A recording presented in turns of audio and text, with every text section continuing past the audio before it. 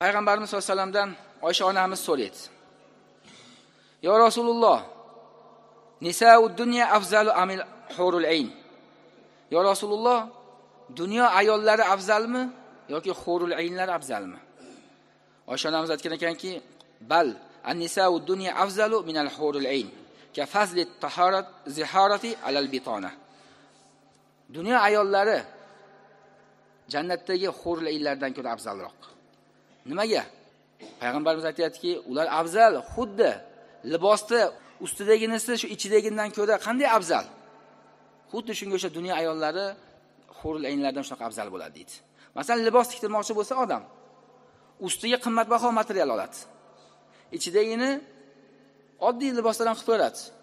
Ustiga masalan 5000 so'mlik metri 5000 so'mdan bo'ladigan bo'lsa, ichiga qo'yadigan astari oddiyroq ham bo'ladi, 100 so'mlik ham bo'ladi, 200 so'mlik ham bo'ladi. Uni birov ko'rmaydi ham.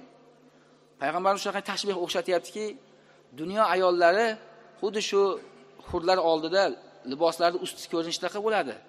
Chiroyli bo'ladi, husnda ham, malohatda ham. Har taraflama afzal bo'ladi deb aytgan ekan. Onamiz yana so'rabdiki, yana nimalari bilan afzal bo'ladi deb so'radim. Payg'ambarimiz sollallohu alayhi vasallam aytayaptiki, namozlari bilan, tutgan ro'zalari bilan, Allohga ibodatlari bilan afzal bo'ladi. Alloh ularning yuzlariga nur, jasadlariga ipek kiygizadi. Ranglari oppoq, kiyimlari yashil, zeb-u zinatlari sariq, taroqlari tillodan bo'ladi.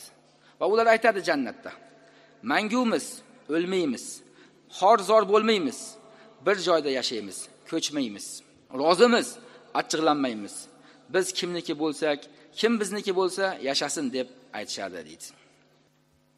Yana payg'ambarimiz sollallohu alayhi vasallamdan hadislarda keladiki, "Innar rajula min ahlil jannati yu'ta quwwatan 100 rajulin fil akli wash-shurbi wash-shahwati wal-jima'." Ahli jannatga, jannat erkeklariga jannatda 100 ta erkakni quvvati beriladi. 100 ta erkakni jimosi beriladi. Va yeyishligiga ham 100 ta erkakni yeyishi beriladi. Va ichishlikda ham 100 ta erkakni ichishligi beriladi. Ya'ni erkak kishi u dunyoda jannatga kiradigan bo'lsa, Alloh taolo bu xilqatdan ko'ra boshqa xilqatni yaratar ekan.